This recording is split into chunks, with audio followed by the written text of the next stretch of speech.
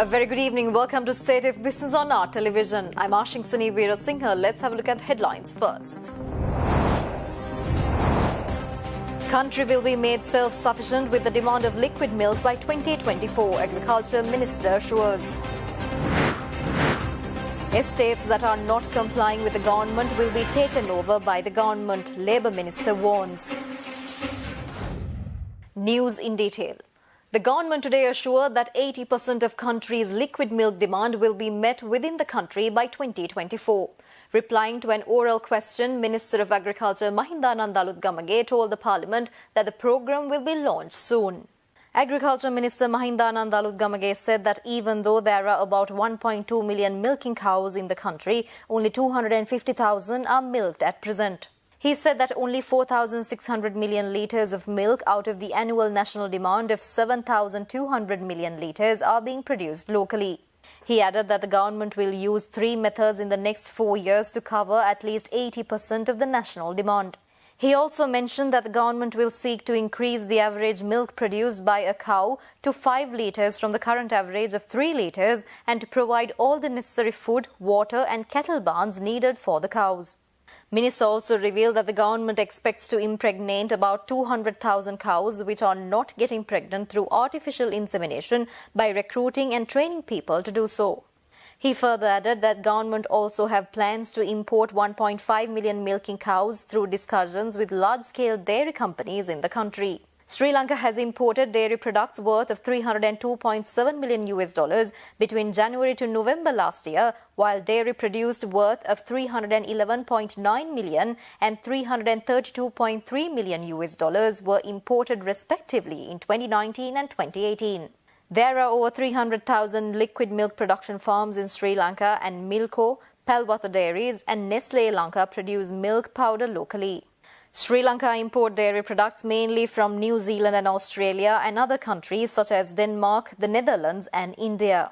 අපේ රටේ සත්තු ලක්ෂ 12ක් හිටියත් කිරි ගන්න සත්තු ඉන්නේ ලක්ෂ 2කමාරයි. අපේ රටේ ජාතික අවශ්‍යතාවය මිලියන 7200යි ලීටර්, නමුත් අපි 4600යි නිෂ්පාදනය කරන්නේ. අපි ඉදිරි වසර 4 තුල මෙතෙන්ට ගෙනියන්න අපි අනුගමනය කරන ක්‍රමවේද 3ක් තියෙනවා. Minister of Labour Nimal Siripala de Silva yesterday warned that if the employers are unable to pay the proper daily wages of the workers, the estates will be taken over by the government.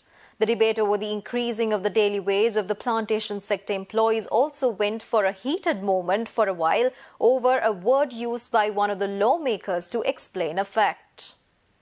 Minister Nimal Siripala de Silva, briefing the parliamentarians, assured that the government will not allow any plantation companies to curtail the privileges of the plantation workers, and any company not complying with the ruling will have to hand over the estates back to the government. The Labour Minister said that the government was not able to reach a collective agreement with the plantation companies regarding the wage issue, and the only option left was for the Wages Board to approve the daily wage of 1,000 rupees. Minister De Silva further said that the cost of living allowance must be paid to the workers, and the government is already in a process of amending the laws to protect the employees. රැස්වීම් 12ක් කැඳෙව්වා.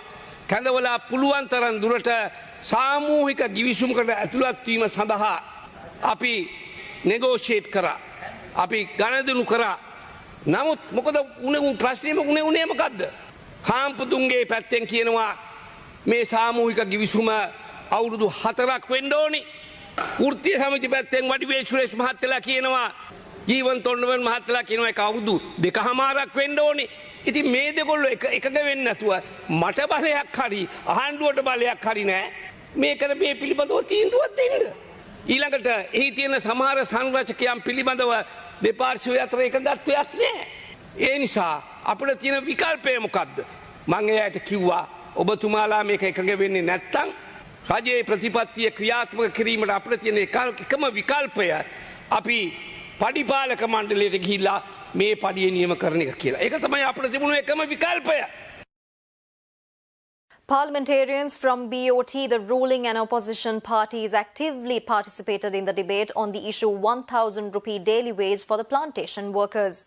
While some suggested that government should have come to a collective agreement with the employers' union and the trade unions, some suggested to amend the country's law regarding the minimum salary for an employee. දැන් 1000 පිළිබඳව රාජ්‍ය පාර්ශ්වය නියෝජනය කරන බොහෝ දෙනා බොහොම ලොකු උජාරුවට කතා කරනවා. නමුත් මේ 1000 පොරොන්දුව පිටුපස හැංගිච්ච රහසක් තිබෙනවා. ඉතින් තමුන්නාසේක විවේචනය කරනවා විකල්පයට ගියාට ඔබතුමා කියන්නකෝ වෙන තියෙන අනිත් විකල්පය මොකද්ද කියලා යන්න තියෙන. මේ දෙගොල්ලෝ එකක වෙන්නේ නැත්තම් සාමූහික ගිවිසුමකට ගිහිල්ලා ඒ අයිතිවාසිකම් ආරක්ෂා කරගන්න ඒ වැඩ කටයුතු කරගන්න දෙපාර්ශ්ව එකක වෙන්නේ නැත්තම් අපිට පුළුවන් අශ්වයා වතුරට ගෙනියන්න අපිට පොවන්න බෑනේ. මේ රුපියල් 1000 දීමනාව දෙන්නම් කියන එක ප්‍රායෝගිකව කරන්න පුළුවන් ක්‍රමයක් තියෙනවනේ. ඒකට වටේ කැරකෙන්න ඕනේ නැහැ. පඩිපාලක සභාවේ වටේ කැරකෙන්න දෙයක් නැහැ. ඉතා පැහැදිලිව මේ පාර්ලිමේන්තුවට පනතක් ගේන්න පුළුවන්. මේ පාර්ලිමේන්තුවේ පනත තමයි ඉතා පැහැදිලිව තියෙන අවම වැටුප් පනත අවම වැටුප් පිළිබඳ පනත. ඒ අවම වැටුප පිළිබඳ පනත සංශෝධනය කරන්න විතරයි තියෙන්නේ. Stay tuned for more news after this short break.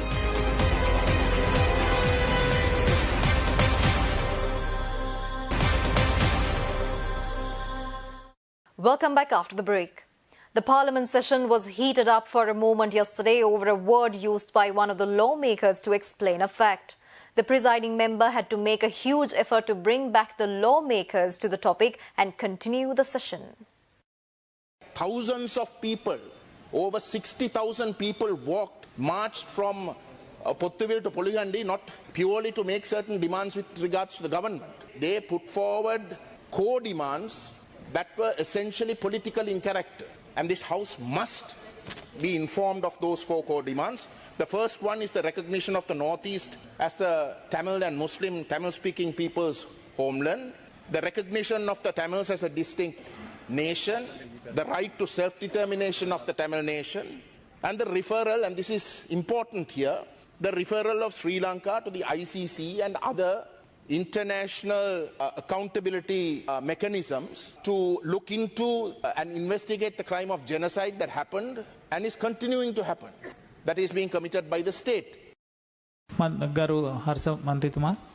Honorable member, I wish to ask the honorable member, he made a reference to genocide and he said happening now. I would like him to clarify whether he meant now or what he really means by genocide. Honorable Chairman, thank you. The honorable member knows genocide is not only the loss of life. When you target a particular national group in order to get rid of that identity as a nationality, that amounts to genocide. Colonization is taking place through the archaeological department, various activities with sinister motives are taking place. So it is with regards to the continuing process of dismantling the identity of the Tamils that we say that the act of genocide is continuing. Right. I mean, from the way we understand the word genocide, honorable member, is a deliberate killing of a large number of people from a particular group. No, if you read Article 5 of the Home Statute, it will make it very clear, honorable member. I have very little time. I just want to make this point also.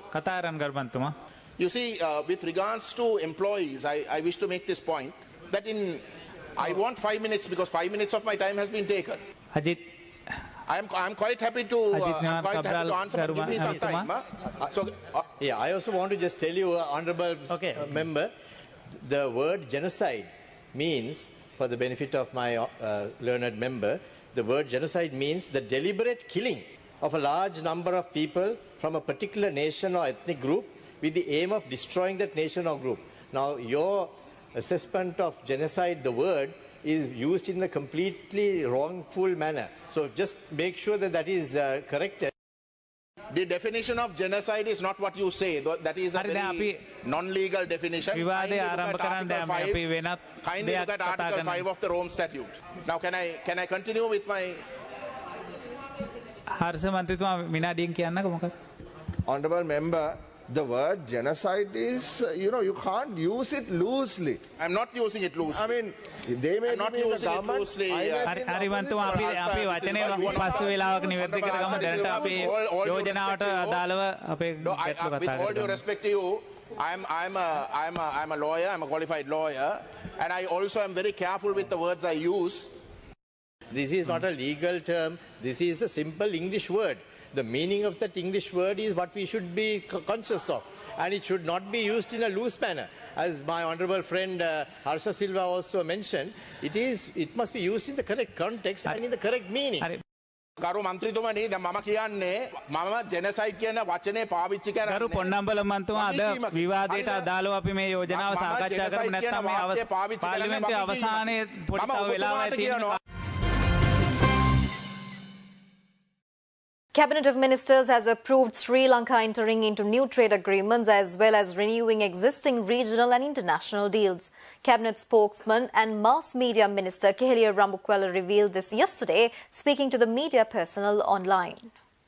Cabinet has approved a proposal submitted by Trade Minister Bandul Gunawardena to both review ongoing but incomplete trade agreements as well as to potentially enter into new ones.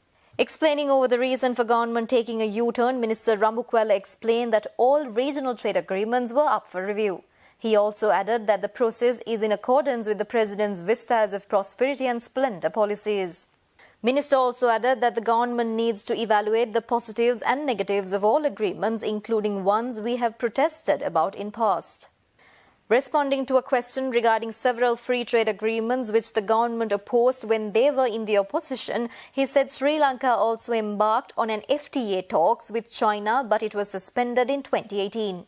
However, both sides agreed to revive discussions during a high-level meeting in Colombo last October, the minister also added. Explaining further, minister said that anyone is free to make requests. However, it is up to the government to decide whether to grant the request or not. We'll be back after a short break.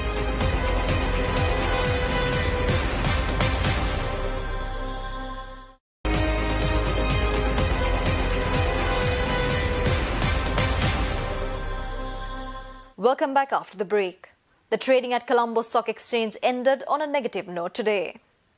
The all-share price index dropped 231.34 points to close at 7,732.43 and the S&P SL 20 dropped 80.01 points to close at 3,089.91. The turnover was 5.1 billion rupees and over 171 million shares were traded. Up next are forex rates.